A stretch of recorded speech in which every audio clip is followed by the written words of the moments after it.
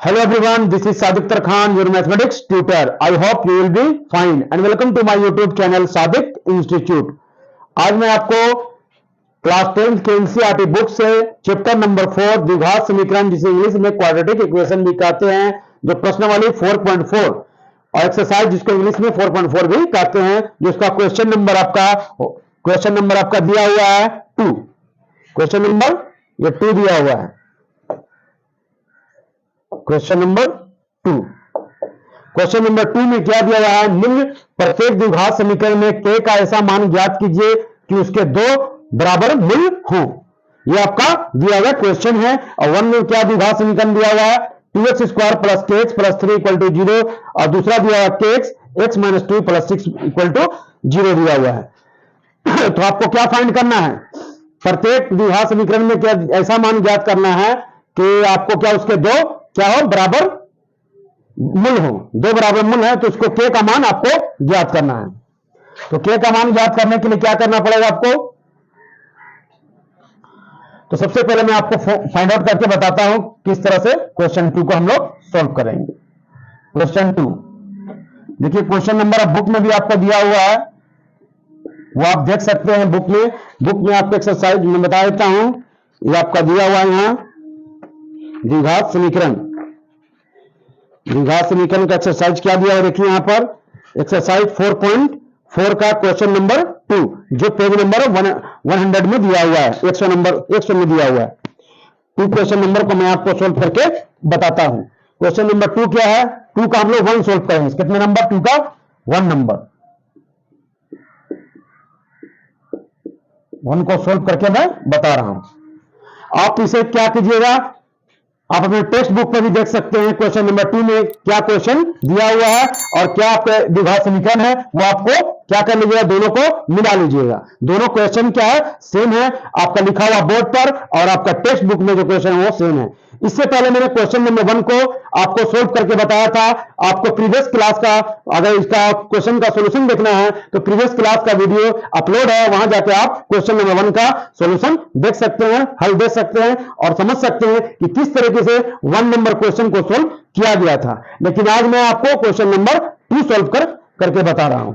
अगर आपको question number 1 देखना है तो हमारे चैनल पर जाइए, वहां आपका क्या है, द्विघात समीकरण से रिलेटेड का वीडियो अपलोड है, वहां जाके आप उसका स्टडी कर सकते हैं क्वेश्चन नंबर 1 का। अब मैं आपको क्वेश्चन नंबर 2 का फर्स्ट सोल्व करके दिखा रहा हूं। तो आपको क्या दिया हुआ है? दिया हुआ है द्विघात समीकरण क्या दिया है? देखिए, दिया हुआ है कि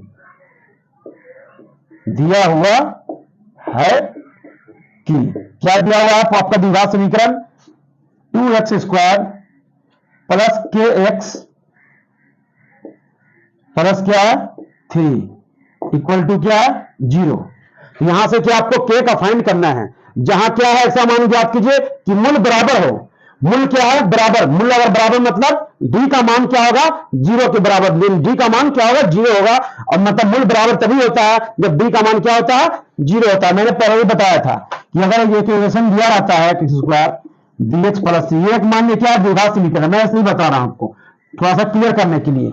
x² dx + c = 0 दिया हुआ द्विघात समीकरण। जब हम d निकालते हैं, जब d का मान d के क्या होता है, जब d बड़ा होता है 0 से, तो इसका मूल क्या होता है? वास्तविक होता है। मूल क्या होता है? वास्तविक होता है। मैंने आपको प्रीवियस क्लास की वीडियो में भी इसके बारे में d के बारे में बताया था, जिसे हम लोग d को उत्तर कहते हैं और इंग्लिश में d को डिस्क्रिमिनेंट कहते हैं। तो d का फॉर्मूला क्या होता है? यहां पहले d के बारे में बता देते हैं। तो d जब बड़ा होता है 0 से, तो इसका मूल क्या होता है? वास्तविक होता है। मूल क्या होता है? वास्तविक। अगर d का मान 0 से छोटा होता है तो मूल क्या होता है? मूल वास्तविक नहीं होता है। मूल वास्तविक नहीं होता है। ठीक है, मूल वास्तविक नहीं होता है। अब जब d का मान 0 के बराबर होता है तो मूल बराबर होता है। मूल क्या होता है? बराबर होता है। तो d बराबर क्या फॉर्मूला होता है? d = क्या होता है? d² - 4ac। तो ये हम लोग सब क्या निकालेंगे? d निकालेंगे। फिर d का वैल्यू क्या दिया हुआ क्वेश्चन में? मूल बराबर है, तो d का मान हम 0 लिख के उसको सोल्व करेंगे। ये आपको मैंने सिर्फ इंट्रोडक्शन के लिए मैंने बता दिया कि d किस तरह से निकाला जाता है और द्विघात समीकरण का रूप क्या होता है।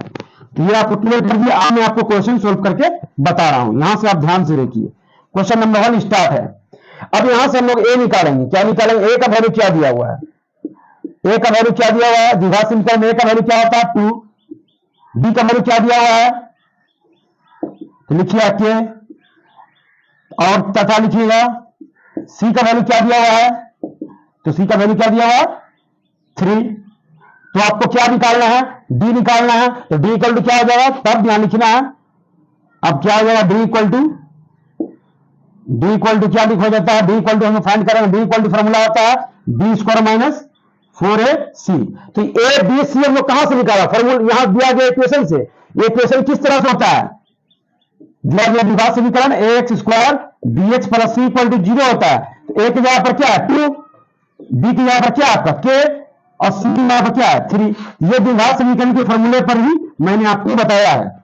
तो यहां से क्या हो जाएगा, डी का मान निकालिए, डी का वैल्यू क्या दिया हुआ है के, तो के का स्क्वायर हो जाएगा माइनस 4ac, ए का वैल्यू क्या दिया हुआ 2 और सी का वैल्यू 3। तो के स्क्वायर का वैल्यू के स्क्वायर हो गया, और 4 दिन 8 8 थी, कितना हो गया 24 हो गया। यहां समझ में आया आपको, 4 का 4 हो गया, ए का वैल्यू 2 और सी का वैल्यू 3। तो के का वैल्यू कितना आया 24 आया। तो यहां डी लिखती जाइए, यहां लिखना है मूल क्या है बराबर है, यहां पर लिख देना है चूंकि क्या है मूल बराबर है,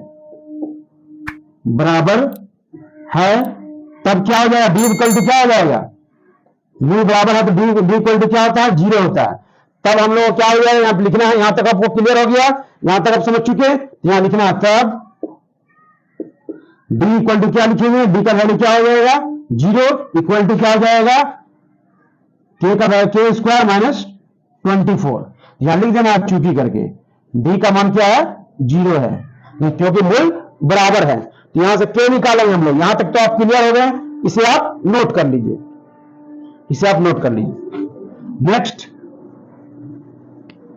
नेक्स्ट देखिए किस तरह से निकालेंगे हम लोग। अब देखिए क्या आ रहा है, इसी को हम आगे लिखेंगे। तो 0 इक्वल टू क्या है के स्क्वायर माइनस, तो के का वैल्यू क्या आएगा 0 की तरह आएगा, तो क्या हो जाएगा के स्क्वायर हो जाएगा, और उधर क्या है 24, उधर क्या है 24, माइनस में दिया हुआ प्लस में दिया हुआ है, तो जाएगा क्या इधर, तो 20 को हम सिंपल फॉर्म में लिख देते हैं। यहां देखिए 24 किधर लाएंगे 0 की तरफ, ये हो जाएगा 24, और के स्क्वायर तो प्लस में है ही, ये क्या माइनस में था, तो इधर आके क्या हो गया 22 और आके प्लस में हो गया। तो अब इसको लिख सकते हैं के स्क्वायर इक्वल टू भी 24 लिख सकते हैं। तो 24 का स्क्वायर रूट कीजिए, यहां देखिए के इक्वल टू क्या आ जाएगा, रूट अंडर क्या आएगा प्लस माइनस में आ जाएगा 24। तो 24 को हम लोग रूट करेंगे कि क्या आएगा 2 कम 2, 2 दूना 4, 2 6 12, 2 3 6, तो 2 1 निकला 2 रूट 6 हो गया। यहां से लिखेंगे क्या हम लोग के equal to plus minus 2 root 6 इसका वैल्यू आपका है, यही आ गया के का वैल्यू। आंसर आप लिख दीजिएगा, के का वैल्यू क्या है प्लस माइनस 2 रूट 6। तो आपको क्या निकालना था, के का मान ज्ञात करना था, के का आपको वैल्यू मैंने क्या कर दिया, आपको निकाल के बता दिया।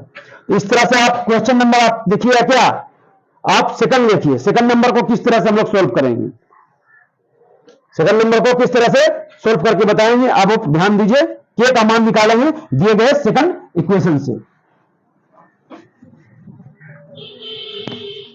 सेकंड इक्वेशन क्या कह रहा है, ध्यान से देखिए, सेकंड नंबर अब हम लोग निकालेंगे, सेकंड नंबर का सेम वैसे निकालना है।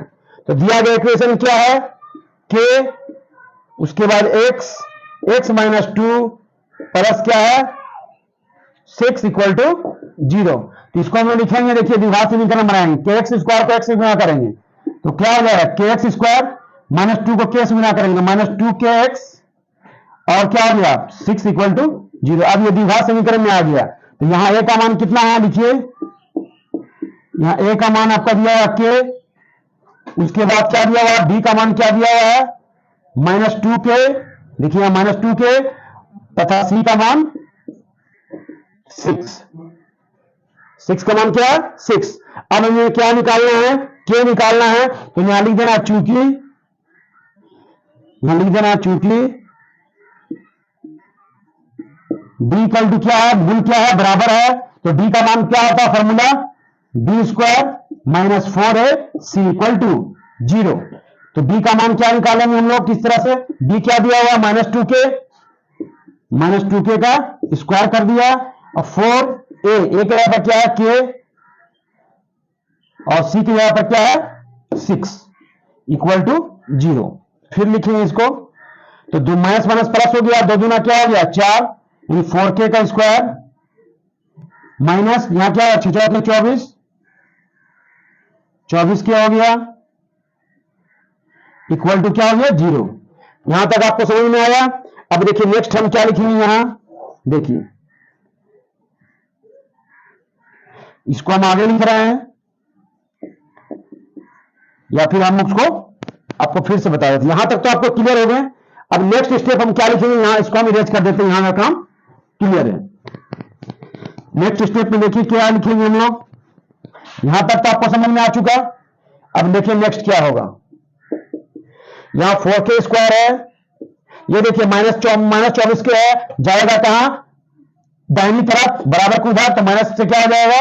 प्लस में 24 के हो जाएगा। यहां से क्या निकालेंगे हम लोग? 1 के, एक यहां क्या है?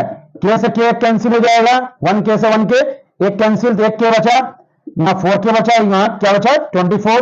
तो 4 से जाएगा, 4 कम 4, 4 छक 24, तो k का मान यहां क्या आया? 6 आया। तो यही आपको निकालना था, निकाल के आपको बता दिया। तो लिख देना आता करके, अतः k इक्वल टू क्या आया? 6। तो यही आपका हो गया आंसर किसका? क्वेश्चन नंबर 2 का सेकंड नंबर का आंसर आपका k का मान क्या आया? 6 आया। तो मैंने आपको सारा बता दिया, सारा क्लियर कर दिया।